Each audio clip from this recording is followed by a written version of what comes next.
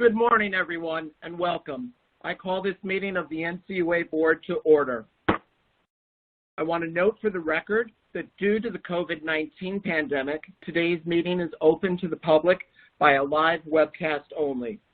The public may access the meeting by visiting the agency's homepage at ncua.gov and clicking on the provided webcast link. I would also like to note that all participants in today's webcast meeting are participating remotely. So if we are experiencing any technical difficulties, I ask for your patience. Before we hear from each of our presenters today, I want to express my gratitude to everyone who has supported me and shaped me over my career, including many at the Ncua. Last month, I received the greatest honor of my career when I became the 12th Ncua Board Chairman. I have spent nearly a decade at the Ncua and worked on credit union policy issues for more than 20 years. My whole heart is in the Ncua, its vital work, and the credit union mission. I look forward to leading the Ncua and working with all its stakeholders as we respond to the economic fallout created by the pandemic, position the agency for future challenges, and strengthen our commitment to consumer financial protection. I also want to recognize former Chairman Hood, whose vision advanced financial inclusion and guidance charted the agency's course in initially responding to the pandemic. I am grateful for his leadership on these and other issues during the last 2 years, and I am thankful for his continued service on the Ncua board.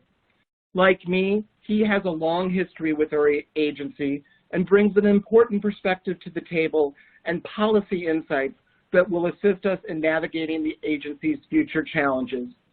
I also want to wish him an early happy birthday as he begins his next orbit around the sun early next week. Both he and I were born in 1967, so I know that we are of a very good vintage. Happy birthday, Board Member Hood. Now, the first item on our agenda is a board briefing regarding the Share Insurance Fund quarterly report. Staff presenting, Eugene Sheed, Chief Financial Officer, Myra Tepe, Director, Office of Examination and Insurance, and Andrew Leventis, Chief Economist.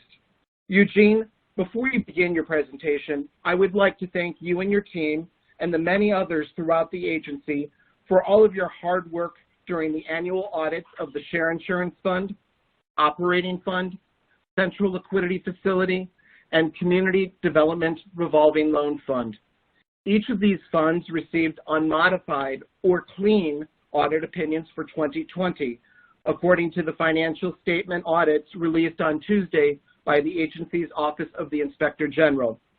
Prudent financial management, accountability, and transparency go hand in hand as a financial institution's regulators. The efforts of your team and those of the Inspector General and KPMG demonstrate the Ncua's careful stewardship of the funds entrusted to us by Congress and ensure the reliable financial information is available to our many stakeholders.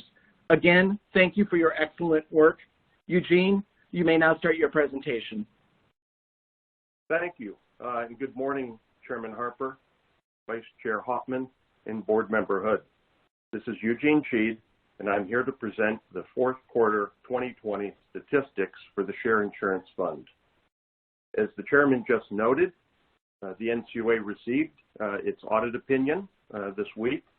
In that audit opinion, KPMG, the auditor retained through the Inspector General, found that the financial statements were fairly presented in accordance with U.S. generally accepted accounting principles. There were no material weaknesses in internal controls. There were no significant deficiencies related to internal controls, and there were no instances of reportable non-compliance with laws and regulations or other matters that are required to be reported under government auditing standards or OMB guidance. Slide 2 that's up on the screen has the link to the financial statements, should stakeholders want to take a look. The year-end audit statements are posted on the website. In addition to the CFO team, people throughout the agency worked on the year-end financial statements and worked with us throughout the year to provide reliable and consistent financial reporting information. And I want to extend my thanks to everyone's contributions. Slide number 3.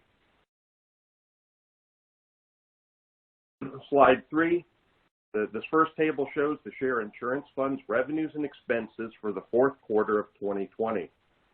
For the quarter ended December 31st, 2020, the fund recorded a net cost of $13.7 million. Total income of $64.2 million consists primarily of investment income from Treasury securities of $60.9 million.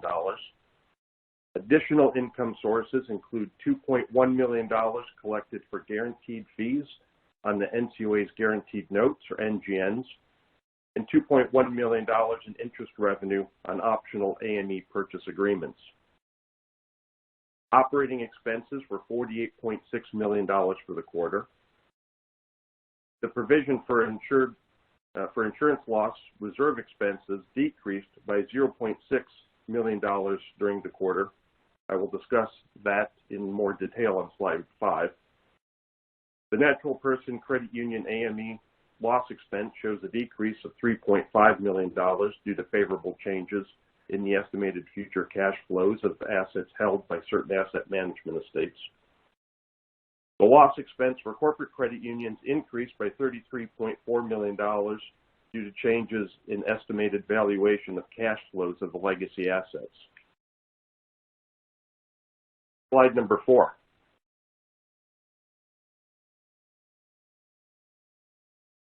This table shows the Share Insurance Fund's balance sheet as of December 31st, 2020, compared to the previous year. As of December 31st, total assets valued at $19.1 billion, of which 95.6% are funds held with the U.S. Treasury in cash, overnight investments, and long-term Treasury notes.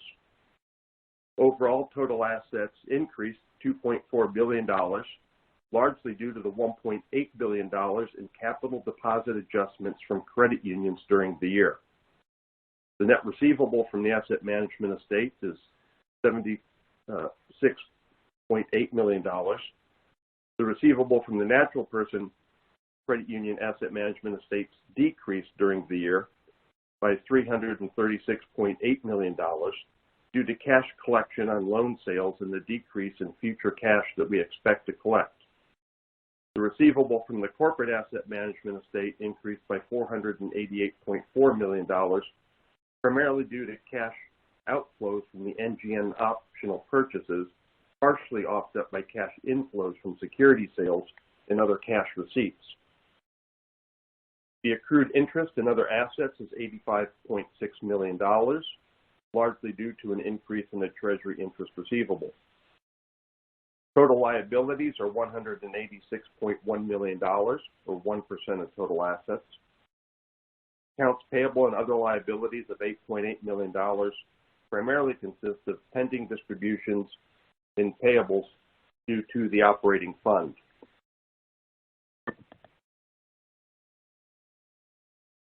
The fund's net position is comprised of capital deposits, which represent the total balance of all federally insured credit unions' 1% capitalization deposits and the cumulative results of operations.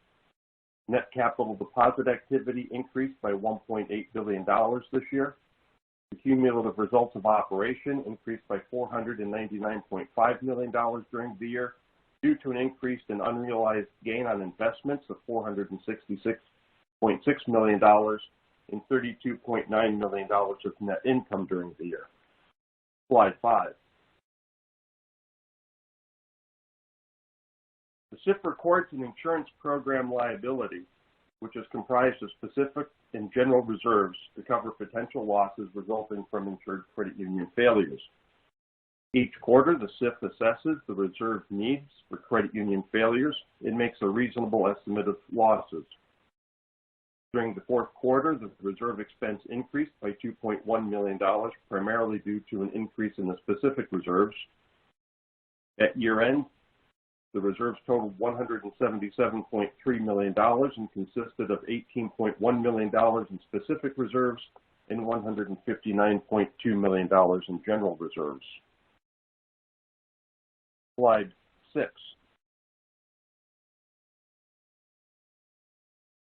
Through the fourth quarter of 2020, there was one credit union failure that incurred a loss to the fund.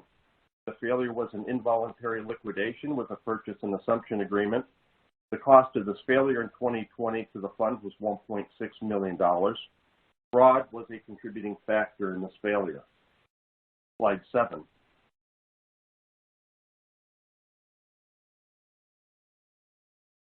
As of December 31st, 2020, the Share Insurance Fund had $17.3 billion at par value invested in Treasury securities with maturities out to November 2027. The weighted average life of securities held in the fund is 3.3 years. The weighted average yield of securities held in the fund decreased 21 basis points from the last quarter to 1.30%.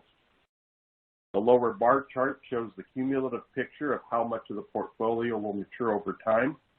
About 73% of the portfolio will mature over the next 5 years. During the fourth quarter of 2020, 8 Treasury notes matured in the amount of $1.8 billion. These securities had yields ranging from 1.26% to 2.86%. Slide 8. Turning now to the equity ratio chart, the current equity ratio is 1.26%. Per policy, the equity ratio is updated on a semi-annual basis. The ratio is calculated using an insured share base of $1.5 trillion at December 31st, 2020. The blue line running across the chart is the normal operating level, which remains at 1.38%. Slide 9. This slide shows the pertinent passage from the Federal Credit Union Act that defines the equity ratio. The third bullet shows the fourth quarter Share Insurance Fund equity ratio calculation using December 2020 audited financial statements and December call report data that was as of February 10, 2021. Comparing December 2019 to December 2020, the equity ratio decreased by 9 basis points from 1.35% to 1.26%. The primary driver of the change in the equity ratio is attributable to significant growth in insured shares during 2020 at a non-annualized rate of almost 20%. The ratio is calculated using an insured share base of $1.5 trillion as of December 31st, 2020. The insured shares is the denominator in the ratio.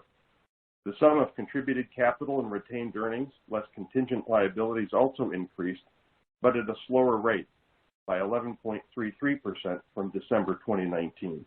This led to a reduction in the equity ratio. Slide 10.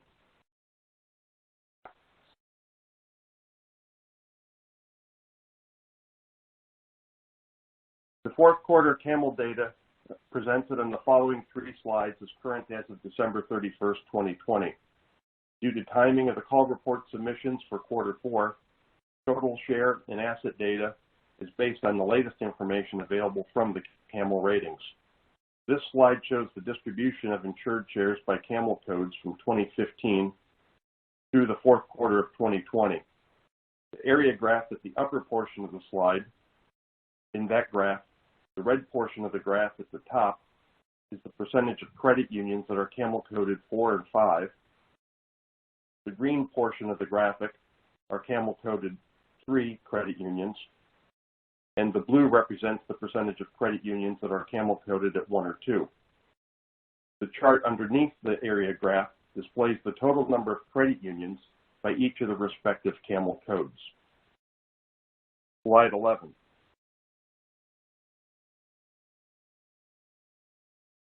This slide compares credit union Camel codes by asset size.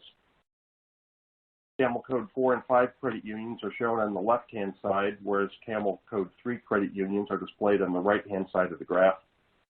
Comparing Camel code 4 and 5 credit unions by asset size from September to December, the number of credit unions with total assets ranging from $10 million to $100 million decreased during the quarter. The number of Camel Code 4 and 5 credit unions and all other asset categories remained the same during the quarter. Total insured shares increased during the quarter for credit unions coded Camel 4 and 5 from $8.9 billion to $9 billion. During the same period, total assets increased from $9.7 billion to $9.8 billion. Comparing Camel Code 3 credit unions by asset size from September to December, the number of credit unions and asset categories from $500 million to $1 billion and from $10 million to $100 million increased during the quarter. The number of credit unions in the asset categories from $100 million to $500 million and less than $10 million decreased during the quarter. The number of credit unions with assets greater than $1 billion remained the same during the quarter. Slide 12.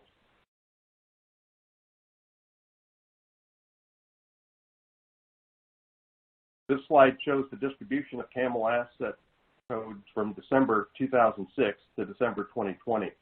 As in the previous slides, the red portion of the chart is the percentage of total credit union assets that are Camel coded 4 and 5. Green represents Camel code 3, and blue represents the percentage of credit unions that are Camel coded 1 or 2. The distribution of assets over the last quarter for Camel code 1 and 2 credit unions increased from 97.1% to 97.2% of total assets. Camel 3 credit unions remain the same at 2.3% of total assets, and Camel code 4 and 5 decreased from 0.6% to 0.5% of total assets. Slide 13. This slide has my contact information. This concludes my presentation, and myself, Myra or Andy will now be happy to answer any questions that you may have. Thank you, Eugene, for your sobering update on the Share Insurance Fund and the equity ratio.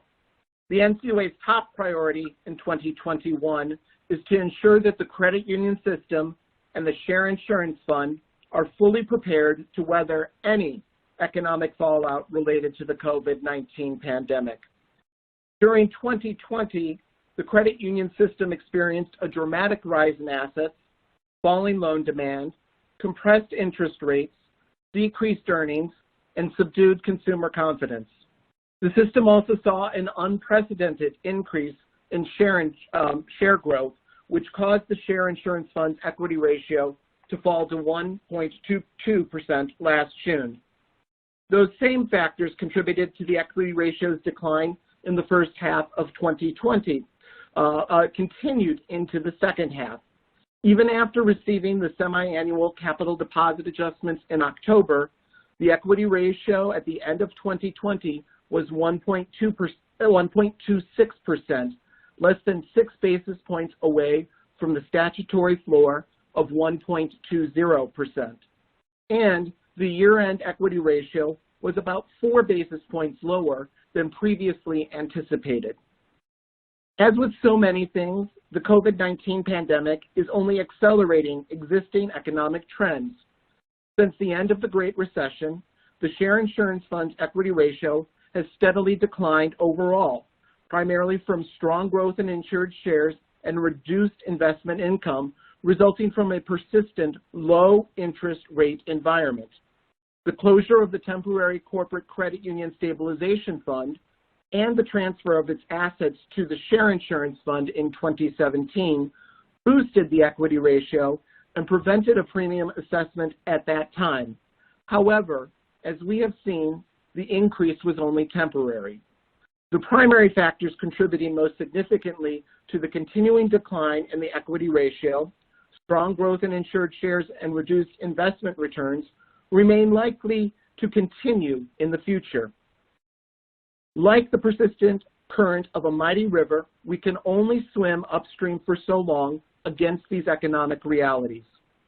The NCUA board is duty-bound to manage the Share Insurance Fund responsibly. I recognize that charging a premium during a pandemic and economic downturn is not ideal. However, we may no longer be able to avoid it. With the growth of shares likely to remain elevated in 2021 It is increasingly clear the question is no longer if we have to assess a share insurance fund premium, but when and how much.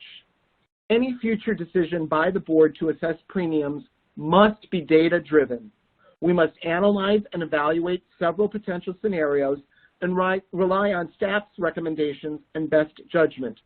History has also shown the importance of building up the resiliency of the share insurance fund so it can handle the potential issues related to the pandemic's economic fallout that we know are coming. Credit union members and the taxpayers who ultimately guarantee the share insurance fund are counting on us to get it right. Before I recognize my fellow board members, I do have a few questions for you, Eugene, Myra, and Andy. Slide 6, which has the number of credit union failures between 2015 and 2020, shows there was one credit union failure in 2020. When was the last time that number was so low? What has been the typical number of credit union failures each year historically? Thank you, Chairman. This is Eugene, and I'll take that question. So I'm unaware of a year in which we saw fewer failures that incurred a loss to the share insurance fund than what we saw this past year. I've seen the data sort of year by year back to 2000, and in the preceding years prior to what's displayed on the chart, which would be preceding 2015 back to 2000, I believe there was a range of between 12 and 29 failures during that period, with the average being about 19. That concludes my answer, sir. Thank you, Eugene. It seems like we may be experiencing the calm before the storm then. Turning to slide 8, I would like to review the share insurance fund's equity ratio. Eugene, what is the trend line for the fund's equity ratio over the last several years? How will the semi-annual capital deposit adjustment that we will collect in April affect the equity ratio going forward? Okay, thank you. This is Eugene again.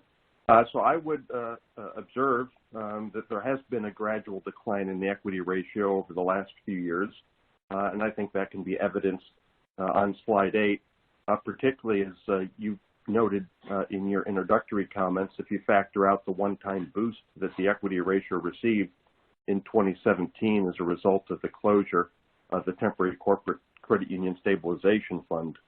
The general trend, even prior to the pandemic in recent years, has generally been that the denominator in the equity fund calculation, i.e. insured shares, has tended to grow at a rate faster than the numerator. The pandemic has only accelerated that dynamic. Of course, we do play catch-up with the semi-annual 1% cap deposit adjustment, which trails in the quarter after the insured shares are reported. So in March, I anticipate billing a net adjustment of $866 million, which is significantly higher than what we typically see in a cycle 1 adjustment. That $866 million is the equivalent of about 5 basis points. But when the equity ratio is next reported as of June 30th, of course, it will include both the cycle 1 adjustment collections that I just mentioned, as well as the update in insured shares as of June 30th, and any other changes that may occur to retained earnings. Back to you, sir. So do we have an estimate of where, or is it just too early to tell where we think that number may end up? So I think it's too early to tell. A lot of where it'll end up as of June 30th will depend on, the primary driver that's been impacting it has been the growth in insured shares. And I think we're still working on those forecasts, but Andy is on the call, and so I'll see if he wants to chime in on that. So, yeah, we're working on the forecasts. This is Andy Lebenis, by the way. We're working on the forecasts. Obviously, a lot will depend on the whether there's a second or actually third stimulus act passed. But we do know that the December round of stimulus, actually, a lot of that payment came in January. So we know that there's a fair bit of share growth that's sort of built in already into this, the post-December 31st period. So that concludes my response. So what I take it from both of you and your remarks here, Andy and Eugene, is that the trend line has been generally going down. It remains to be seen what's going to happen necessarily for the estimate on where we think things should go. Is that correct? Yes, sir. That certainly would be my assessment too. Yes. Okay. All right. Thank you. Thank you both. Finally, let's go to slide 7, which shows the average weighted yield of the share insurance fund's portfolio at the end of 2020. The portfolio's yield has declined by more than 50 basis points over the last year, falling from 1.88% at the end of December 2019 to 1.30 at the end of 2020. Will that trend likely continue over the next few quarters? How low will the rate environment affect the fund's earnings in the immediate future? And why can't the agency invest in other assets that earn higher returns? So this is Eugene, and I'll take that question. So Ncua in the Share Insurance Fund, we are limited by statute to investing in essentially Treasury securities through Treasury's Fed Invest program. And the yield trend of the SIF will be dependent on kind of what we're able to do through the Treasuries in the Fed Invest. As you have seen for the past several quarters, we continue to sell off notes that tend to be, notes mature, and we wind up repurchasing at lower yields. At some point, we'll start the overall portfolio that we're selling it and repurchasing it will start to equalize. But I think, until the Treasury securities start to go back up, we're going to be continued at a fairly depressed earnings level. For example, I think in my notes, I noted the range of securities that matured during the previous quarter, which were generally in the high 1% to 2%, and we're generally purchasing now at less than 1%. So that's going to continue to drive it down. Slide 15 in the appendix provides the historical trend line for the weighted average yield of the portfolio, and then 2 benchmarks from Treasury securities. And you can see that the green line and the red line are starting to get close to each other. So perhaps we'll be close to bottoming out soon. But until those Treasury rates go back up, we're going to continue to be in a fairly depressed earnings environment for the SIF. That concludes my answer. I appreciate that response, and I certainly see the trend line there going down on slide 15. Ultimately, in my view, premiums are a short-term solution. With credit unions and insured shares continuing to grow, a possible long-term solution is working with Congress to grant the Ncua additional flexibility to manage the fund going forward, allowing the fund to build up reserves during good times while avoiding potential premiums during bad times. It is increasingly evident that such reforms are needed. Thank you again, Eugene, Andy, and Myra, for your observations today. I now recognize Vice Chairman Hauptman for his remarks. Thank you, Mr. Chairman. Thanks to the staff for the work that went into this briefing. I can't imagine a bigger one-year change than from the last February's meeting to this meeting. On top of the pandemic, this morning, there are credit unions and their members waking up without power and freezing temperatures. But credit unions, as always, did what they had to do. I'm pleased but not surprised that the third quarter 2020 data showed the resilience of credit unions. Deposits have surged, capital has remained strong, and loan delinquency rates declined to their lowest levels since 2014.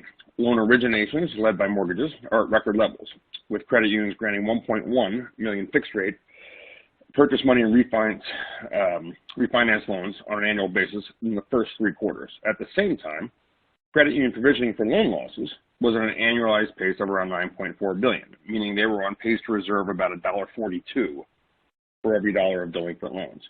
Collectively, regular shares, share drafts, and money market accounts grew at over 5 times greater than they did in 2019. Credit unions did all this while easing the financial burdens on members by deferring loan payments and reducing or eliminating fees. The record number of mortgages included mortgage refinancing, which reduced incomes at a credit union, but did put more money in members' pockets just when they needed it most. Fee income per member in the first 3 quarters of 2020 was more than 14% below such income in the first 3 quarters of 2019, and was the lowest, I believe, since 2005. The Share Insurance Fund safety and soundness is our core responsibility. The year-end equity ratio of 1.26% is within the statutory guidelines for the Ncua board to consider a premium assessment, but that ratio must be considered in context. First, the capital deposit adjustment, a record $866 million from the credit unions, won't be counted until April, but it will impact the fund. Second, stimulus checks and significantly elevated savings rates by members created a surge in core deposits. The driver of the change in the equity ratio is the continued growth of insurance shares. That's the denominator in the ratio. We don't know how long insured shares will continue to grow. We also don't know how much of those shares will remain in credit unions. The decline in the equity ratio is not due to risky or unsound practices by credit unions. Quite the opposite. It's a result of members turning to their credit unions for the services they need during a crisis. The Ncua is responsible for safeguarding the SIF, as well as evaluating the safety and soundness of the credit unions and supervisors. The crisis brought on by this pandemic makes that work particularly difficult, as it reinforces the need to achieve the appropriate balance between prudential objectives and the needs of credit unions and their members.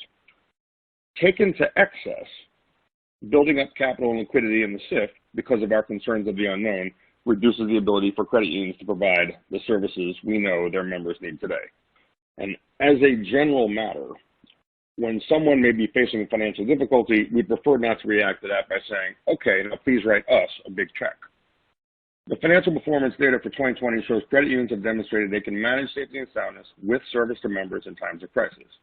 While the Ncua's role in managing the Share Insurance Fund is more complex than ever, credit unions have been managing successfully through an equally complex environment.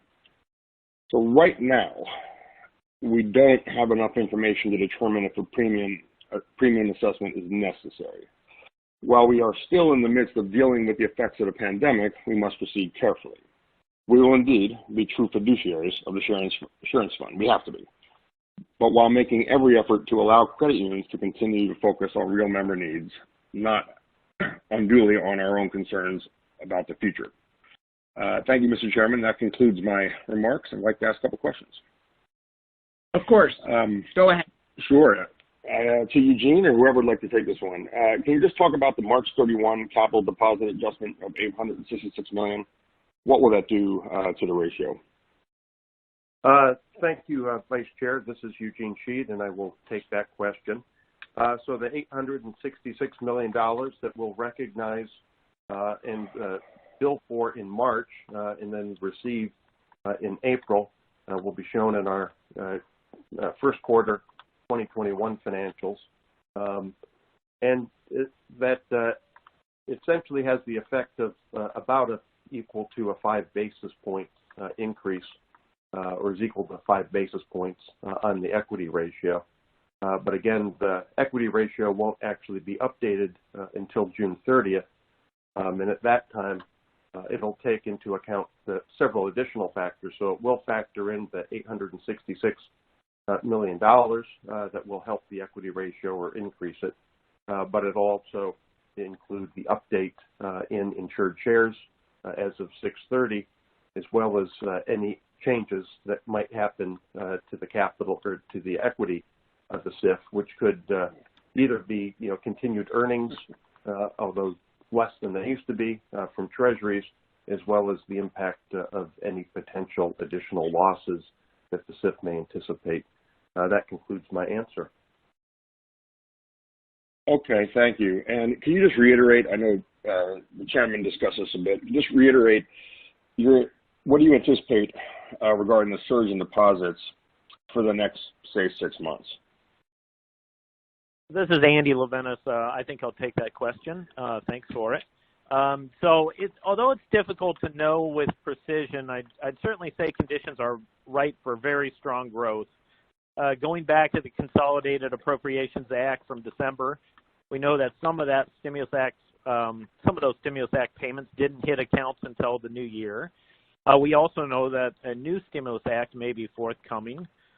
Historically, we know that the first half of the year tends to have very elevated share growth relative to the rest of the year. And then finally, in addition to all these factors, I would note that savings rates still are very high and critical loan forbearance policies do remain in effect. Bottom line, while anything's possible, I think it would be reasonable to expect that very robust share growth will continue. And that concludes my response. Gotcha. Thank you, guys. Let me combine those two questions into one here, which is regarding the stimulus that we've talked about that may increase deposits. That same deficit spending also is pushing up long-term rates. This morning I see 10 years at over 1.3% and 30 years over 2%, which is high by recent standards. Now, I know higher rates take time to be reflected in higher income for the fund, but are more possible deposits and higher interest rates for the fund two sides of the same stimulus coin? So this is Andy. So it's certainly, stimulus obviously will tend to drive up deposits, which increases the denominator. But stimulus at the same time, in theory, could drive up interest rates somewhat. Now, the magnitude of the increase in interest rates in order to offset the effects of the increase in deposits would need to be pretty large, much larger than 10, 20, 30 basis points for there to be a significant offsetting effect. And as you noted, there's of course the fact that it takes a while for those to impact the type of returns that we get on our investments. So anyway, you do have a good point in general. It's just the relative magnitudes are an issue. So that concludes my remark. Gotcha. Thank you. Yeah, absolutely. I think we agree they are two sides of the same coin. But as you say, one side of the coin, so to speak, is more important right now and hits earlier. Last question. So if in the coming months it's determined that an assessment is necessary, what period of time can we extend the restoration plan? Vice Chairman Hopman, this is Myra Tepe with the Office of Examination Insurance. A little bit of context too. So if the equity ratio falls below 1.2% or is projected to fall below 1.2%, the board's required to establish and implement a fund restoration plan within 90 days. That plan must restore the equity ratio to 1.2% before the end of the 8-year period, beginning upon implementation of that plan. So I hope that answers your question. Thank you, sir. All right. Thank you. And that concludes my questions as well. Back to you, Chairman. Thank you, Vice Chairman Hoffman. Board Member Hood, do you have any questions or comments? Yes, thank you, Chairman Harper. And first and foremost, I would like to congratulate you on being named the 12th Chairman of the National Credit Union Administration. Do know that I look forward to working with you in the days and months ahead as we both seek to ensure the safety and soundness of our credit union system and our National Credit Union Share Insurance Fund. So heartfelt congratulations, and also thank you for the early birthday wish. Greatly appreciate it. I also like to now thank Eugene, Myra, and Andrew for being a part of today's presentation on the Share Insurance Fund. Quarterly updates on the Share Insurance Fund continue to be an important source of information for the board, along with our public stakeholders, as we anticipate the potential impacts that COVID-19 has on the economy and on the credit union system. These presentations provide transparency into the condition of the fund and provide insight into the overall health of the credit union industry. Now, nearly a year into the pandemic, and we have only seen one credit union failure. When you look at the Camel data on slide 12, it is indeed positive. At present, this does not appear to be a repeat of the 2008 financial crisis, when I was, in fact, last year on the Ncua board. It seems clear to me that the equity ratio of 1.26 is driven by a flight to safety, combined with an inflow of deposits from programs, including the Payroll Protection Program and other federal government stimulus programs. Would you agree with that assessment, Eugene? Yeah, this is Eugene. So I would agree that the driver here is not losses to the fund from credit union failures. As you point out, we've only had the one in the past year, and the reserves remain fairly steady throughout the year. The driver has been the increase in insured shares. Back to you, Great. sir. Well, thank you. Thank you, Eugene. When I look back at 2020, I think there was a lot of credit union activities that our community can be proud of. In fact, even in the face of the global pandemic, credit unions had an outstanding year. Credit unions were able to change course in the middle of a pandemic and found ways to serve their member owners. In 2020, credit unions helped members improve their cash flows with refinancings and lower rates and fees. Credit unions should not feel the answer to solving the problem with the equity ratio is to stop taking deposits or shares. At present, the industry is sitting on record levels of liquidity. So while we can be concerned about capital and liquidity, there are record amounts of both in the credit union system. While we don't know what the future holds, I believe the fund is well positioned to handle whatever may come our way as we plan for the worst and hope for the best. Eugene, I now have a few questions for you and Myra and Andrew. And first, I want to talk a little bit more about the true-up that's about to take place. I know the Vice Chairman mentioned this a bit, but could you please reiterate what will take place when we next do our true-up? Sure. So that we do the capital 1% cap deposit adjustments twice a year, once in March based off of the 12/31 data, and then we do it again in the fall based off of September 30 data. And so we'll, June 30 data. And so we'll bill in March. So we'll recognize the $866 million in our financial statements, and I anticipate when I present again to the board on the Q1 results, you'll see a receivable of $866 million due to the Share Insurance Fund. And then for second quarter, when we collect that in April, we'll recognize the cash received. That has the effect of it's essentially equivalent to 5 basis points, which will obviously help improve the direction of the equity ratio. But again, the ratio itself won't be reported again until 12/30 or 6/30, which will take into account the other changes I had mentioned earlier, which will include an update to insured shares, as well as any other changes to the fund's retained earnings. That concludes my answer, sir. Great. Well, thank you. And this is a follow-up to that then. Is there any way then that we can align the funds? Why wait until March, since updates to the numerator and denominator on different cycles? Could you explain a little bit as to why that is the case? Sure. As you point out, the two are always kind of, one's always trailing the other. So we get, obviously, the capital deposit, the 1% true-up deposit, is based on insured shares. Insured shares, in this case for the current quarter, are going to be based on the cap deposits as of 12/31, the end of the year, and the shares at the end of the year. We cannot recognize that as revenue, though, until we know what that information actually is, and even though it's as of 12/31, credit unions need time to report that information, to estimate it, validate it, and report it to us. and then the agency goes through a validation process. And so we do not, or are not able under accounting standards to recognize that revenue until March when we actually bill for it. So there is always going to be this lag. We do report the share insurance fund equity ratio and the insured shares as of 12/30, even though, again, we're not getting that information until early in the year.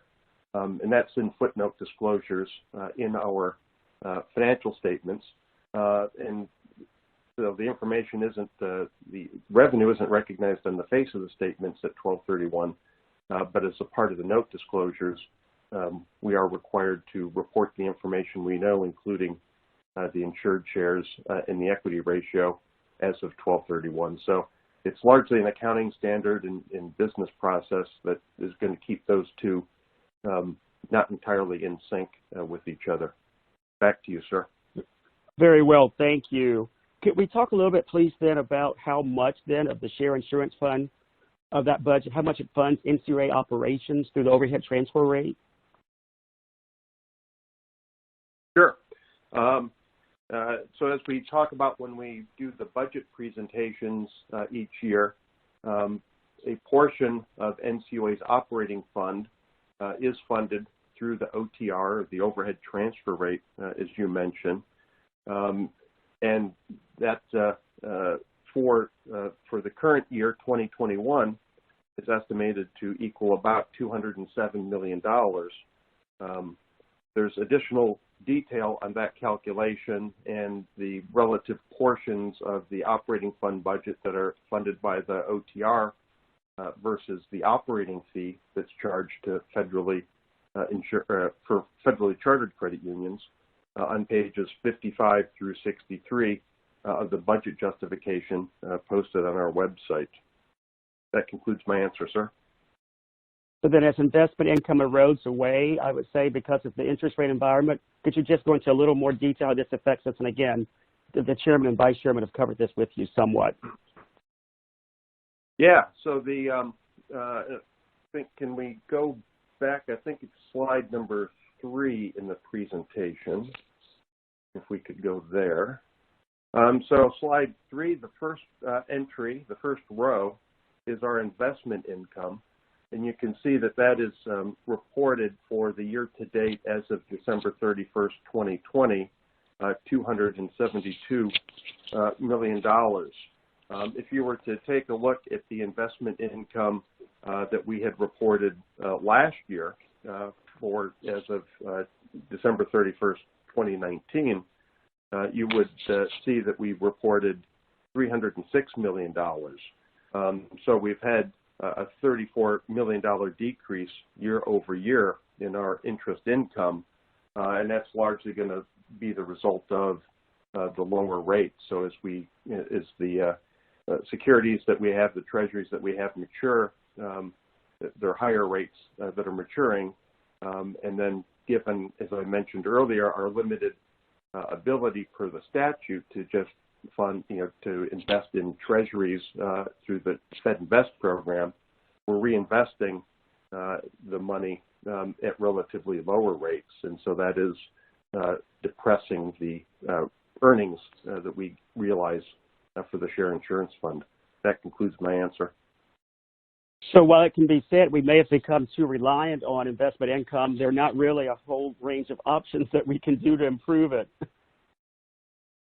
Yes, sir. I would agree with that 100%. We're, for good or ill, whatever your thoughts are on it, we are limited to the Fed Invest program, and so we're got a pretty tight range in terms of what our options are, and it's largely going to be varying lengths of Treasury notes.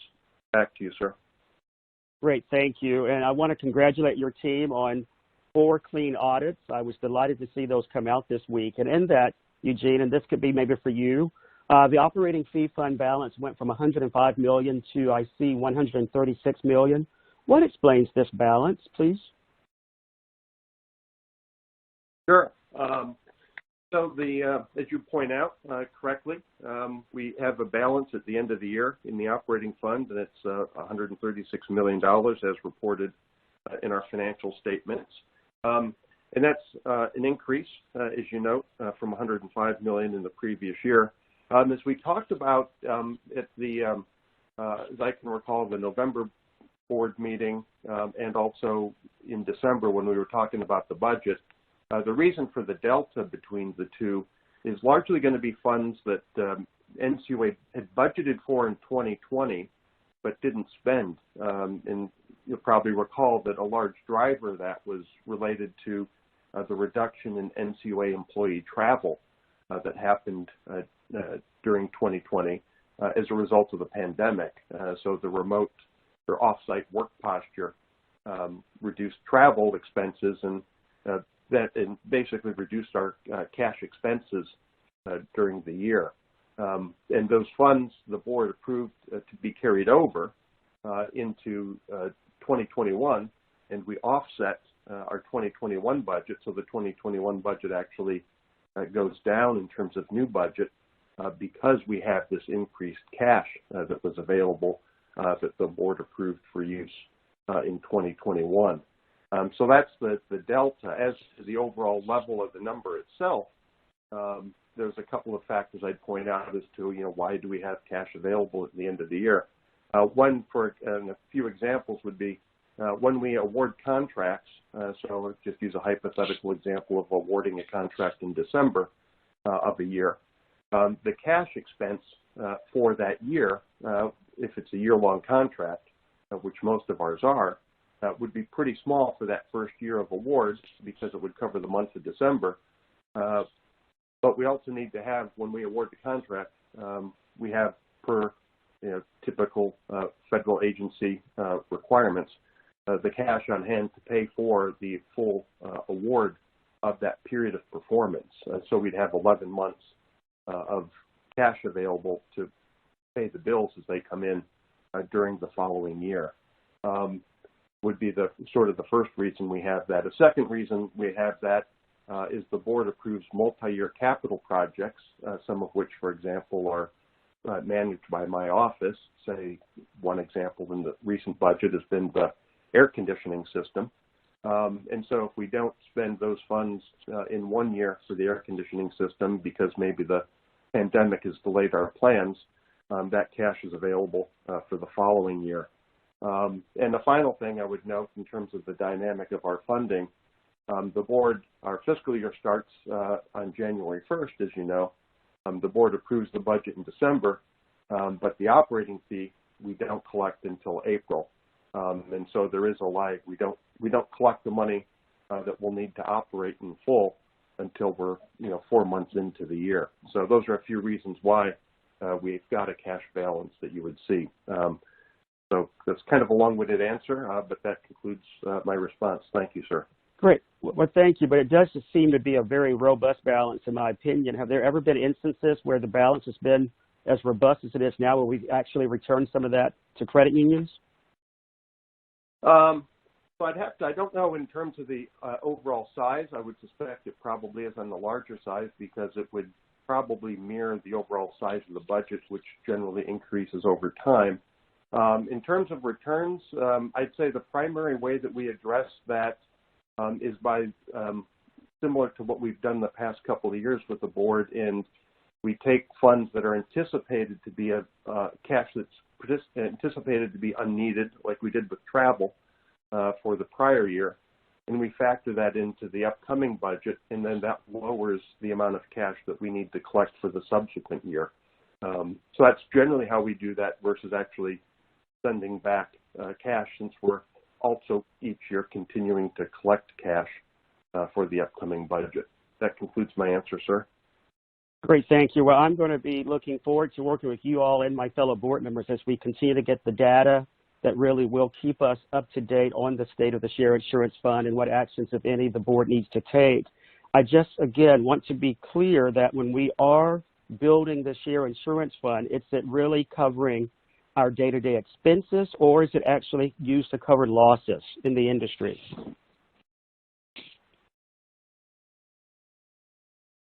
And is that your conclusion of your remarks, Board Member Hood? Yes. Yes.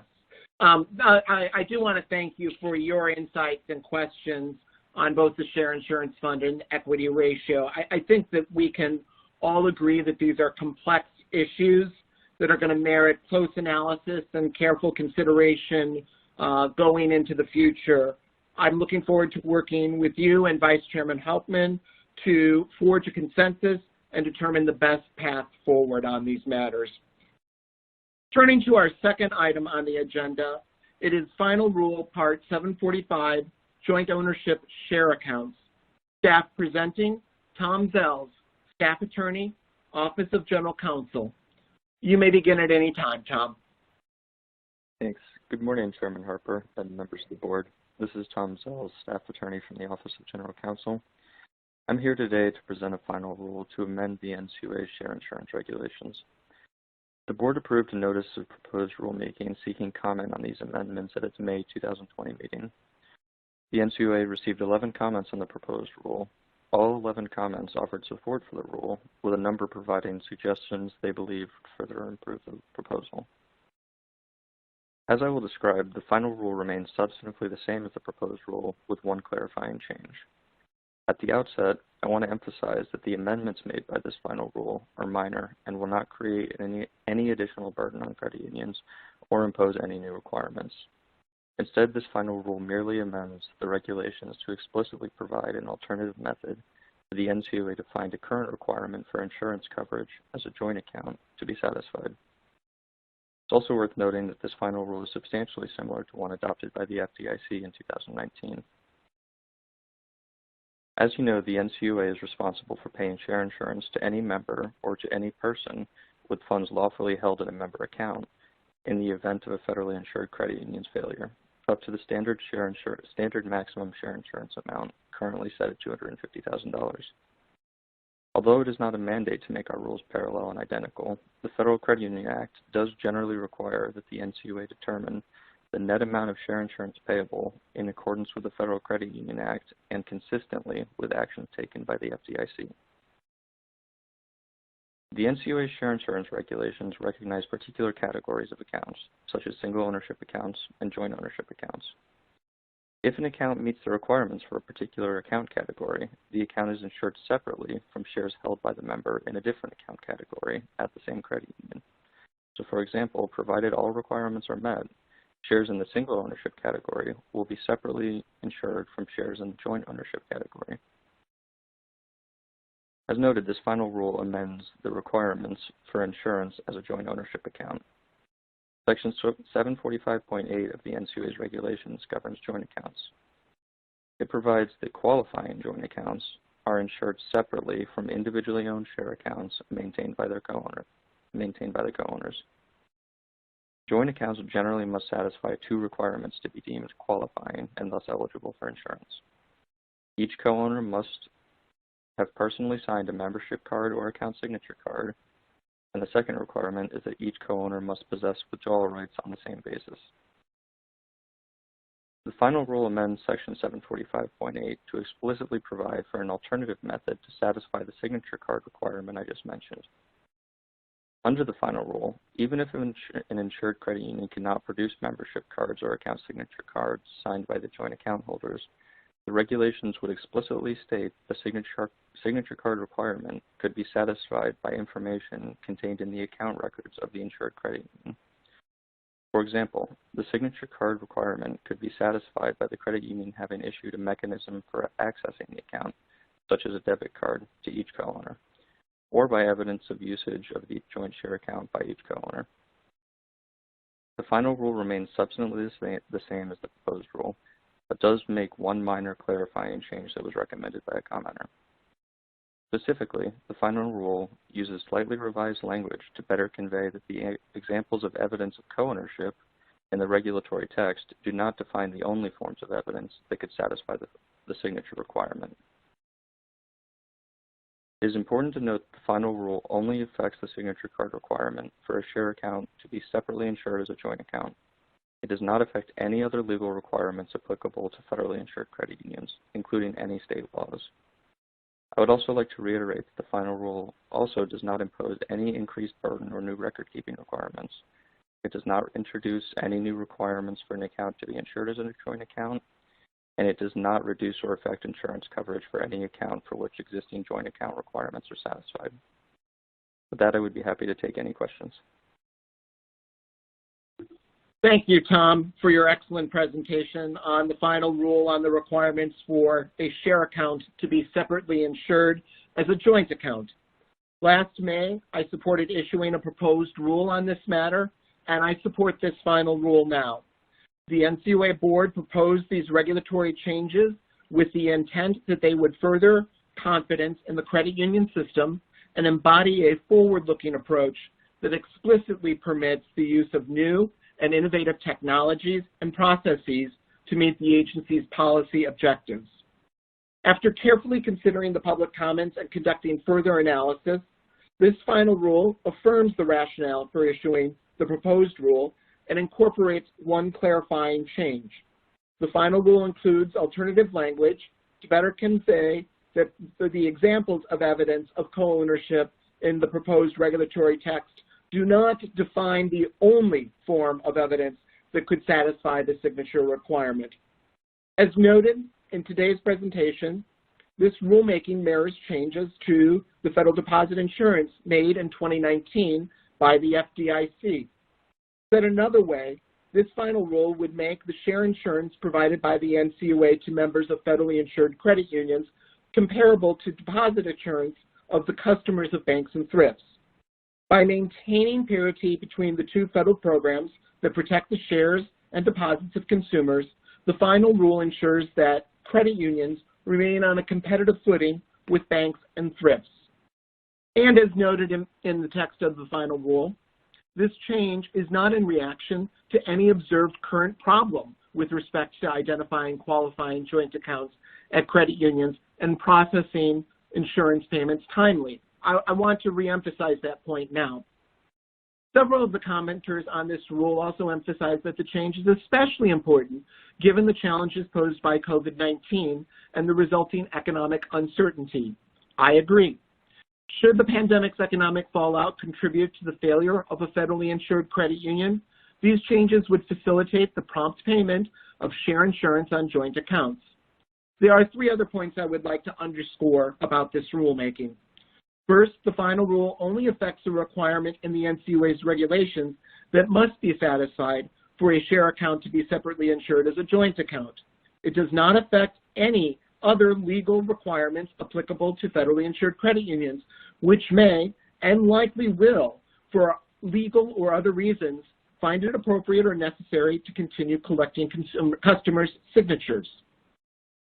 For example, this final rule neither modifies nor affects any state law requirements generally applicable to federally insured credit unions, including those that necessitate the collection and maintenance of customers' signatures. I view state regulators as the NCUA's partners, and some states have their own regulatory or statutory requirements for signature cards. During consideration of this proposed rule, I asked whether it would affect or supersede existing state laws in any way. The final rule sensibly respects existing state laws in this area. Second, this final rule does not affect the general principles contained in the NCUA's share insurance regulations applicable in determining the insurability of accounts. These general principles applicable in determining insurance continue to apply to all share accounts, including joint ownership accounts. Finally, it is important to reiterate that the final rule does not introduce any new requirements for an account to be insured as a joint account, and the final rule would neither reduce nor affect the insurance coverage on any account for which the existing joint account requirements are satisfied. In my view, this final rule is good for credit union members and the federally insured credit unions to which they belong. Thank you for your good work on this, Tom. I have no questions for you. I now recognize Vice Chairman Hauptman for his comments and questions. Let me unmute myself. All right, thank you, Chairman. This final rule simply formalizes what has been a long-standing practice for credit unions NCUA. As a practical matter, we have been doing this all along. I'm glad to see it codified in rule. And I'd like to note that We'd like to see more of this great work by NCUA staff, meaning codifying these sorts of things and putting them in the affirmative. If you've ever talked to a compliance officer at a small institution, you know the position they're in. It can be a thankless job. It always reminds me a bit like playing the position of goalie in hockey or soccer, where you're not out there scoring, and the only time you're the focus is when things are not going well for your team. So these folks like to see something stated clearly that it is okay. It's not enough, when you talk to these folks, it's not enough to not see a rule against something. It makes their lives easier to say, yes, this is okay. On a related note, I understand that coincidentally the Part 745 share insurance rules are part of NCUA's annual regulatory review process, where the agency examines a third of our existing regulations for consistency, accuracy, and clarity. This is a huge undertaking, and I want to thank the staff for the excellent work done throughout the year. And too often at many government institutions, changes don't occur until problems arise. So I appreciate the proactive approach the staff have taken to maintain the integrity of NCUA regulations. Thank you. That concludes my remarks. Thank you, Vice Chairman. And Board Member Hood, do you have any questions or comments? Yes, thank you, Chairman Harper, and also thank you, Tom Zell, for your presentation this morning. As I mentioned last May at the board meeting, Congress has indeed charged the NCUA with administering the National Credit Union Share Insurance Fund and protecting and insuring the funds of over 120 million members of federally insured credit unions. Share Insurance Fund coverage offered through the Share Fund protects members against losses if a federally insured credit union should fail. Members can confidently join and conduct business with federally insured credit unions because no member has ever lost a penny of insured funds from a federally insured credit union. I believe the final rule before us today, which we began working on well before the pandemic, will only help instill confidence in share insurance coverage and ensure the continued prompt payout of member funds during the rare and unfortunate event of a federally insured credit union's failure. Additionally, this rule pinpoints an existing policy that electronic signatures may be used for the signature cards. This is especially applicable now during the pandemic, since it highlights flexibility that already exists for members to sign the account documentation if the federal credit union is capable, while imposing no new requirement or burden on members or credit unions themselves. It is important that the NCUA's regulations allow for the prompt payout of member funds and comparable coverage levels to that of FDIC-insured institutions. This proposed rule will ensure that the NCUA's regulations clearly and explicitly provide procedures for the coverage of joint accounts that are both comparable with the FDIC's and that continue to allow for prompt payout of member-owned funds. I have no questions, but will be proudly supporting today's rule. Thank you. Thank you, Board Member Hood. Is there a motion? Yes. I move that the board approve final rule, Part 745 of NCUA's Rules and Regulations, as attached to the board action memorandum. Is there a second to the motion? I second the motion. There is a sufficient second. All in favor, say aye. Aye. Aye. Aye. All opposed, say nay. The ayes have it, and let the record show the motion passed 3-0. The third and final item on our agenda today is a board briefing on the Emergency Capital Investment Program and the applicability to federally insured credit unions. Staff presenting are Martha Ninachuk, Director of the Office of Credit Union Resources and Expansion, and Tom Fay, Director of the Division of Capital Markets, Office of Examination and Insurance. You may begin when you are ready. Good morning, Chairman Harper, Vice Chairman Hauptman, and Board Member Hood. This is Martha Ninachuk, Director of Credit Union Resources and Expansion, also known as CURE. And today, as stated, I'm joined by Myra Tepe, Director of Office of Examination and Insurance, Tom Fay, Director of Capital Markets, Office of Examination and Insurance, and Justin Anderson, Senior Staff Attorney, Office of General Counsel. Slide 2. Today we are here to brief you on a provision in the recently passed pandemic relief package. otherwise known as the Consolidated Appropriation Act from December 2020, and more specifically, the Emergency Capital Investment Program, or ECIP. The Department of U.S. Treasury has been authorized to support, implement, and administrate this program, working closely with Ncua and other banking regulators to facilitate the program. We have been working very closely with Treasury on all aspects of this program, especially how Ncua will administrate the application process for eligible credit unions. The start date of the ECI program has yet to be announced by Treasury, and we expect it will be soon. And so with this, we hope that credit unions will use this time to consider and prepare for the application requirements. In another effort to make the industry more aware of the ECI program, the Ncua, with a representative from Treasury, conducted an industry webinar 2 weeks ago on February 3rd to discuss the main parts of the ECI program and the nexus to the secondary capital requirements. I will introduce the program, and then I'll hand it over to Tom Fay, who will discuss at high level the main parts of the program and the connection of this program to Ncua's secondary capital. In summary, I'm referring right now to slide 2.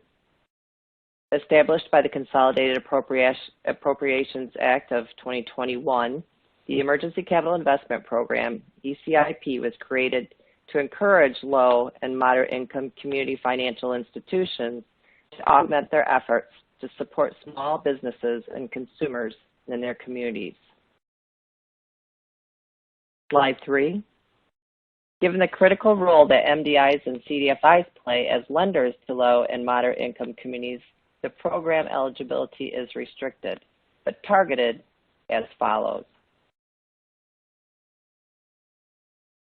So to be eligible, low and moderate income community financial institutions means any financial institution that is a community development financial institution, a CDFI, or a minority depository institution, also known as MDI. They need to be a federally insured credit union, and then not designated in troubled condition, meaning given to such terms as found under 12 CFR 700.2 for credit unions, and not subject to formal enforcement action addressing unsafe or unsound lending practices. On slide 4, you can see that the total appropriated amount from Congress is $9 billion for the ECIP program. Each eligible credit union may only issue subordinated debt to Treasury with an aggregate principal amount or comparable amount that is $250 million, which is the general limit per issuer, and additional limit for issuers with total assets of the following: greater than $2 billion, 7.5% of total assets, $2 billion to $500 million, 15% of total assets, and then less than $500 million, 22.5% of total assets. Slide 5. In terms of appropriation allocations, or otherwise known as set-asides, to eligible credit union institutions, a total of $4 billion available for eligible institutions with total assets of not more than $2 billion that timely applied to receive a capital investment under the program. And again, set aside of which not less $2 billion may be eligible or available to institutions with total assets of less than $500 million that again timely apply to receive a capital investment under the program. I will now hand it over to Tom, who will discuss the application requirements of the ECIP Emergency Investment Lending Plan and the overall application process. Tom? Thank you, Martha. This is Tom Fay, Director of Capital Markets from the Office of Examination and Insurance. Once a credit union meets the eligibility requirements, then they will proceed in submitting an ECIP application to Treasury. The Department of U.S. Treasury has posted a draft of the Ecip application and instructions on the website shown here in the second bullet. Please note that the document is for reference only and is being provided so that potential applicants may begin compiling the information Treasury expects to require on those applications. And lastly, Treasury will be consulting with the respective regulator to determine whether the eligible institution may receive such capital investment. Slide 7, please. The Ecip Emergency Investment Lending Plan includes 4 questions in the draft application. I'll touch on the main part of each question in the next couple of slides. Details of each question can be found in the draft application. So question 1, express in a number of loans and the value of those loans that not less than 30% of the lending of the applicant over the past 2 fiscal years was made directly to LMI borrowers. So again, I'll just touch on each question. I won't read through the entire thing, but details can be seen on the actual application draft. Slide 8, please. Question number 2.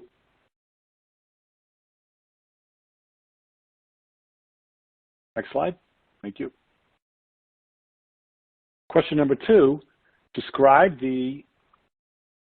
how the business strategy and operating goals of the applicant will address the community development needs in communities that may be disproportionately impacted by the economic effects of COVID-19. Slide number 9, please. Question number 3, include details on how the applicant plans to expand or maintain significant lending or investment activity in LMI minority communities. And question number 4 on slide 10. Provide a detailed plan describing how the applicant will provide community outreach and communication where appropriate. So you get a sense of the flavor and the type of questions that Treasury is asking for as part of this Ecip application.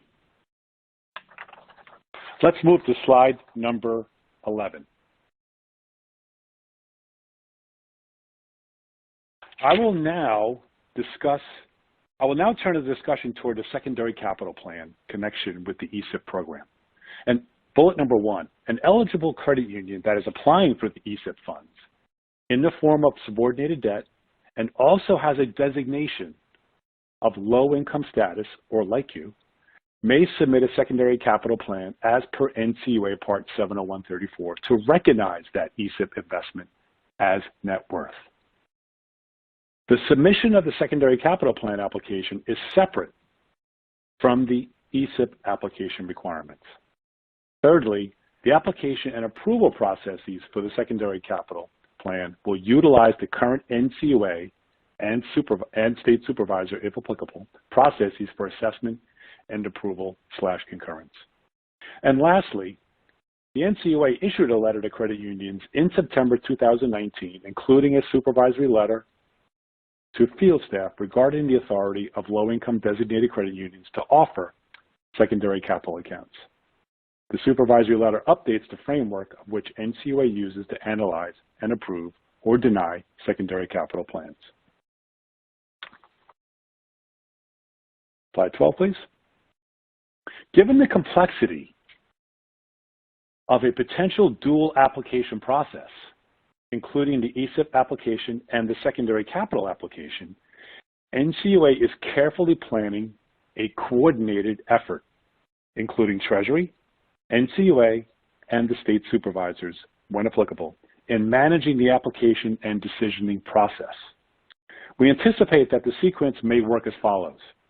Starting with the credit union, submitting an Ecip application to Treasury, depicted here as number 1 on the chart, Treasury will be sending out instructions, including the final application, on how to post that application on the Treasury portal. While the submission to Treasury is the key entry point for investment consideration, we would request that the credit union also send the Ecip application to the NCUA Regional Supervision Office and the respective state supervisor if it's a federally insured state charter credit union. This collective approach will contribute toward ensuring the coordinated effort we are striving for. Moving forward and referencing the big blue arrow in the middle, If a credit union is also seeking to receive capital treatment for the Ecip investment, then the credit union would be also required to submit a secondary capital plan application. We would ask that this be done no later than 2 weeks after the submission of the Ecip application. This timing provides regulators with the necessary information for resource planning and the ability to be responsive to the credit union seeking this important investment on both applications. The decisions and/or determinations on those applications are illustrated with numbers 3 and 4, which follow after the reviews have been completed. As I previously mentioned, Treasury will consult with NCUA to determine whether the eligible credit union may receive such a capital investment. Moving to slide 13, and to wrap up, if credit unions have any questions about the Ecip program, please send them to the email address here shown on this slide, or any questions about NCUA's requirements for a secondary capital plan, please contact your regional supervision office. This concludes my prepared remarks. We'll be glad to answer any questions you have. Thank you, Tom, and thank you, Martha, for your briefing about the Emergency Capital Investment Program created by the recently enacted Consolidated Appropriations Act. The economic crisis caused by the pandemic has disproportionately affected low and moderate income communities, and significant job losses have made it increasingly difficult for individuals and families in these places to pay for essential needs, many of whom are people of color. To provide a measure of relief, Congress enacted the ECIP, which authorizes the U.S. Department of the Treasury to make investments in eligible institutions to support their efforts to provide loans, grants, and forbearance for small businesses, minority-owned businesses, and consumers, especially in low-income and underserved communities. I am deeply committed to advancing economic equity and justice, and today's briefing raises awareness about this important, albeit short-term, tool that has the potential to make a real difference in the lives of many Americans. And the ECIP aligns with the mission of the credit union movement to expand access to affordable financial services to those of modest means. Therefore, I strongly encourage eligible credit unions to tap into the ECIP to support the communities they serve. Eligible credit unions are uniquely positioned to step in and step up because of their size and their business plans focused on fostering economic development in economically challenged communities. One important aspect of the program that I would like to highlight is that the total investments in the ECIP cannot exceed $9 billion. In other words, if an eligible credit union wants to apply for ECIP funding, time is of the essence. Once Treasury invests the appropriated $9 billion, there will be no further funding under the ECIP. That is why eligible credit unions need to quickly capitalize on this opportunity. It is noteworthy that $4 billion of this funding is set aside for institutions with less than $2 billion in assets, and $2 billion of that amount is set aside for institutions with less than $500 million in assets. The most the Treasury can invest in one institution is limited to $250 million, and the size of the capital investment is limited to a percentage of an institution's total assets, with larger investments allowed in smaller institutions on a proportional basis. Martha, if we could go to slide 3, would you please walk us through in greater detail which community financial credit unions will be eligible for the program, and how many credit unions are we really talking about? Yes, thank you, Chairman. I'd be happy to go through the data a little bit further. Basically, what we're looking at is a total pool of 747 credit unions that will be eligible for ECIP funding, and this reflects the number of CDFI and MDI credit unions that are federally insured. Out of this number, 747 credit unions eligible for the ECIP, there are 634 credit unions that then would be potentially eligible for secondary capital. And just as a reminder, secondary capital eligible credit unions are those that hold a low income designation. That concludes my response. Thank you, Martha. Martha, what efforts have been made to alert these credit unions that are of their eligibility, if any? We have had the February 3rd webinar between U.S. Treasury and the NCUA out to the industry, where we notified participating credit unions of the eligibility requirements.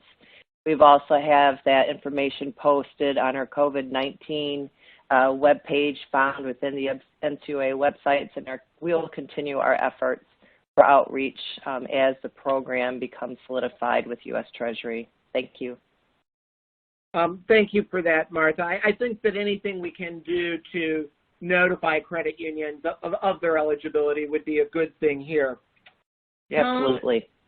Yeah. Tom, during your presentation, you outlined what information do eligible applicants need to complete for the ECIP application.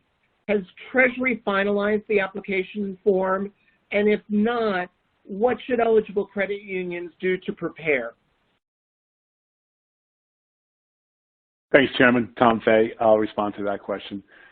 Yes, obviously the advanced draft of the questions on the Treasury website, it was a huge, I think, benefit. We made reference to that to the webinar that Martha referenced. We did talk to those questions in the webinar, and so I think, providing that awareness was our objective of the webinar. So I think we've accomplished that. Credit unions really, I think, of a CDFI or MDI nature, may be familiar with this type of questioning, as it already is criteria for them to qualify as one of those designations. So we look forward to their participation. We're trying to be as transparent as possible about the application process and the timing of each one of those applications. As I mentioned, as a coordinated effort with ourselves, Treasury, and the state supervisors. That concludes my answer. Thank you, Tom. Tom, does an eligible credit union need to hire a consultant or a vendor to put the application together? Of course, that would cost money, and I want to know what the NCUA can do to assist in the process so that more of the credit union's money can go to its members. Mm-hmm. Chairman, this is Justin Anderson, and I'll respond to that question. Good morning. Good morning. No, it is not required for an eligible credit union to hire a consultant or a vendor to put together either the Ecip application or a secondary capital application. However, some credit unions may find it helpful to have a vendor or consultant assist them with some of the aspects of the Ecip application. With respect to NCUA's assistance to credit unions, I would encourage any credit union to contact its examiner if it has any questions related to the secondary capital application process. In addition, as Tom pointed out, in 2019, the NCUA published a letter to credit unions that provides an in-depth roadmap for putting together a secondary capital application. This letter is published on the NCUA's website. This concludes my response. Thank you. Thank you, Justin. Tom, this question may be appropriate for you. Are there particular safety and soundness considerations eligible credit unions should be aware of? For example, could a Camel rating affect eligibility? Thank you, Chairman. Tom Fay here. I'll respond to that. Yes, as a matter of fact, credit unions who are considering applying into the ECIP program should be aware of the eligibility criteria over and above what Martha mentioned as a designated MDI or CDFI, or of course being a federally insured credit union. We talked about trouble condition. A credit union would be ineligible if designated in trouble condition, which includes but not limited to, 1, that a federal credit union has been assigned a 4 or 5 Camel composite rating by Ncua. 2, a federally insured state chartered credit union that has been assigned a 4 or 5 Camel composite rating by either Ncua or its state supervisor. And lastly, a federal credit union or a federally insured state chartered credit union that has been granted assistance under Section 208 of the Federal Credit Union Act, and that assistance remains outstanding and unextinguished. The credit union, above the Camel rating requirement, a credit union will also be ineligible if they are subject to any formal enforcement actions that address unsafe or unsound lending practices. That concludes my response. Thank you. That's helpful, Tom, and thank you for those insights. Tom, as you noted in your briefing on slide 12, an eligible credit union that is applying for the ECIP funds in the form of subordinated debt also has a low-income credit union designation may submit a secondary capital application to the Ncua to recognize the ECIP amount as net worth. Do you have any guidance for the eligible credit union seeking to count ECIP funding as secondary capital? And what can the Ncua do to expedite its review and approval in this process? Thank you for the question again. As you stated, an eligible credit union, which is also a like you, may apply for that investment to count as net worth. The like you credit union would need to submit an application to the regional supervision office or state supervisor, if applicable, to receive approval. The Ncua issued to field staff, and this goes back to Justin made reference to, and I made reference to also in my briefing. The Ncua issued this supervisory letter regarding the authority of low-income designated credit unions to offer secondary capital accounts. I think that roadmap updated the framework that Ncua uses to analyze and approve, of course, or deny secondary capital plans. We believe this should and can be a useful tool for credit unions to see and to understand what Ncua's expectations are in those plans. That concludes my response. Thank you all for your helpful responses. As our nation continues to grapple with the COVID-19 induced economic crisis, I again encourage eligible credit unions to step in and step up by participating in the Treasury's Economic Capital Investment Program to support the communities that they serve and that have been disproportionately affected by the pandemic. The Ncua is here to facilitate the efforts of our nation's financial first responders in bettering the lives of people living in underserved areas. That concludes my remarks. I now recognize Vice Chairman Hauptman for any comments or questions that he may have. Thank you, Chairman. And I want to thank everybody working on this program. I understand the Ncua working group included the Office of Examinations and Insurance, CURE, the General Counsel, as well as the Eastern, Southern, and Western regional offices, and they've been meeting weekly on this project. Massive effort by all parties involved, and I want to express my appreciation for their diligence. It's no secret that credit unions shine during times of crisis, and this pandemic's been no exception. For CDFI credit unions and minority deposit institutions, it goes beyond providing financial services. It includes engaging with community leaders, coordinating with businesses, and creating coalitions to support those in need. And I encourage CDFIs and MDI credit unions to take advantage of this funding. During a recent webinar, one credit union complained that too often CDFI and MDI credit unions are invisible to state and local leaders as sources of support for distressed communities. But the pandemic has provided an opportunity to change that, especially when the credit unions work together. Attendees on that webinar reported that in New York State, credit unions formed a coalition of CDFI credit unions to engage state and local foundations. In Oregon, 4 CDFI credit unions worked together to get on the state's radar and now have loaned $2.5 million to 400 small businesses hurt by the pandemic. Working together has gotten these credit unions a seat at the table and raised the visibility of CDFI and MDI credit unions overall.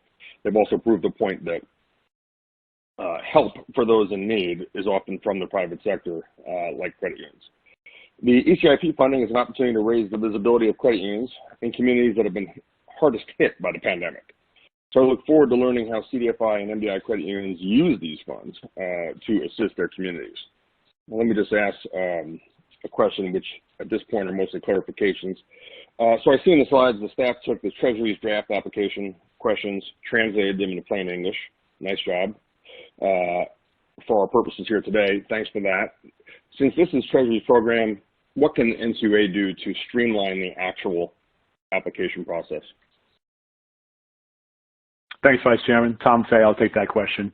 I think the term coordinated effort is the best way to respond to that. And while we have requirements for both, whether it's an Ecip application or a secondary capital application, we do need to comply with those requirements. But at best, I think if we coordinate that with our state supervisors when it's a state charter, and of course with Treasury in terms of their consultation with us, I think that's really where we can best add value to this whole process. At the bottom line, I think it's about being responsive to the credit union. And that concludes my answer. Totally agree. Thank you for that. And to clarify, the draft application is on Treasury's website. Can you say where the link to the application will be on the NCUA website? I can take that. This is Martha Denichuk. Thanks, Tom. Yes, if the credit unions take a look at the February 3rd ECIP webinar and its materials that are available on NCUA's website under COVID-19 resources, it includes the link to the ECIP application. Thank you. Yep. All right. Thank you. I think we all use these board meetings because they're public, sometimes just to advertise, let's say, information that we know to be true, but we want everybody hearing it and the press to know that, yes, that application is on the NCUA website today. That concludes my remarks. Back to you, Chairman. Thank you, Board Member Hoffman, and I think you raised a really good point there. I think that we can make it even easier for credit unions that are eligible to find information if we were to update our main page on ncua.gov with information that connects to the ECIP program. And I'm sure that our Office of External Affairs and Communications will work to do that in the next few days.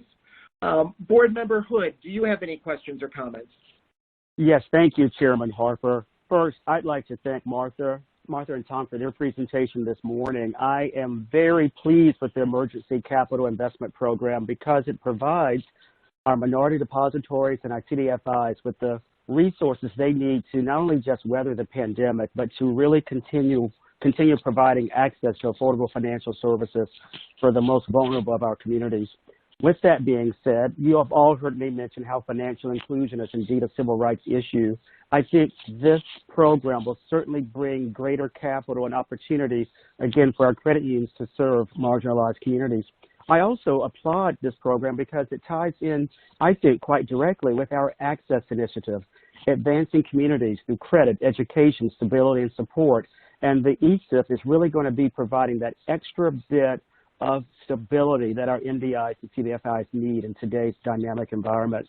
Very pleased that our agency has been promoting the program by participating in some of the training efforts. While I have no questions, I just want to make sure that our 634 credit unions that are eligible, that they avail themselves of this opportunity and others that are going to be coming their way to help them not just weather the storm, but to be there for their member owners when affordable access is needed more than ever. Thank you. I have no further questions or comments for that matter. Thank you, Board Member Hood. And that is the end of our agenda today. Before we close, my fellow board members and I, however, want to recognize the outstanding work of Monica Davey, who will leave the NCUA at the end of the month to pursue a new professional opportunity. For the last 6 years, Monica has skillfully led our Office of Minority and Women Inclusion, and we have greatly benefited from her vision, determination, and energy. Her work in this role has made a real difference not only at the NCUA, but across the credit union system. Because of Monica, we have built out one of the best OMWI programs in the federal government. Because of Monica, we have established 7 employee resource groups to create greater belonging within the agency. Because of Monica, we have expanded our special emphasis programs to promote awareness and understanding of different cultures and diverse groups. Because of Monica, we have learned to divide by valuing differences, intentionally including, breaking biases, and embracing change. Because of Monica, we've hosted the agency's first conference on diversity, equity, and inclusion, an event attended by hundreds of participants. What is more, many credit unions and leagues have benefited because of Monica's effervescent enthusiasm and wise advice. She has regularly gone on the road to make the business case for advancing diversity, equity, and inclusion within credit unions. And perhaps most importantly, Monica's work contributed to the creation of the DEI collective within the credit union system. In short, Monica has been an extraordinary leader and a tremendous asset to the NCUA, and she will be greatly missed by all of this. Vice Chairman Haltman, would you like to say a few words? Yes, I would. Thank you, Rodney. Monica, obviously we have not met in person because I haven't met many people in person, working remotely and being here 2 months. But I can tell you this, that I have heard good things about you. I know it is a loss for NCUA, and I wish you luck in the next chapter of your life. Back to you guys. Thank you so much. Board Member Hood, the floor is yours. Great. Thank you, Chairman Harper. And I certainly want to acknowledge and thank Monica Davey for the great work she's put in as our OMRI director. Monica, I had the pleasure of working with you from the moment I joined the agency as chairman, and from that point on, I've been always impressed by your professionalism and your great drive for results, as evidenced by the work that you've done, as notably having our supplier diversity spend almost close to 40%, which at the last check, it almost exceeds the diversity spent for any of our other peer regulatory agencies. I also applaud you for putting together our first agency DEI summit that was well attended. Very rarely does one ever attend an event where the participants are asking for more days of engagement. So that was a testament to the great panel of speakers and just the subject matter being applicable to what our society has been going through for quite some time. I want to applaud you, Monica, as well for your splendid job in representing NCUA with your peers at the congressional hearing last year. While you mentioned it was your first time ever going before Congress, you certainly did such a brilliant job that I was left speechless by just saying brava, brava, brava to you and the great job that you did. I also would be remiss if I didn't thank you for stepping up to the plate following the tragedy around George Floyd's death and murder. You were able to really get all of our team members together to give them a place where they could come and just really be there for each other. I know I was proud and pleased to join you in almost all 24 of those events. I'll never forget when you said, Chairman Hood, there are so many of these, how can you give the time because you're busy with other activities? And I said, well, Monica, it's taken us as a nation nearly 400 years to have conversations about these types of intractable issues. And you listened and allowed me to continue to engage. So I can just keep going on and on about the things you've done, but I just want you to know that you've got a wonderful voice. You are going to have that voice, I think, now as you go into the private sector. While you're going to be missed with us, I know that now you're going to have an even greater platform to effectuate change and really make a difference that's going to be transformative and impactful. So with that, I wish you the best bit of happiness and success. Do hope you remember us as you go on to greater opportunities. I'd also be remiss if I didn't think of one of our other leaders who has left us, and that's Giselle Roger. Giselle served as my Deputy Chief of Staff and also as the head of the Office of External Affairs and Communications, OEAC. She also was the consummate professional, did a yeoman's job representing our agency, so I want to applaud her as well as, again, wishing Monica Davey well. In fact, Chairman Harper, I hope that if it's appropriate at some time, we can look at how do we honor Monica Davey's service with a medallion of some type. So that's how much I hold her work in such high regard. Thank you, and I have no further comments. I think that is a spectacular idea, and we will work with staff and other board offices to make that consideration and get that done. Also, too, I want to echo your thanks. Giselle served our agency very well. and I am truly impressed by and appreciated her work in recent years. That said, with there being no further business, we are hereby adjourned.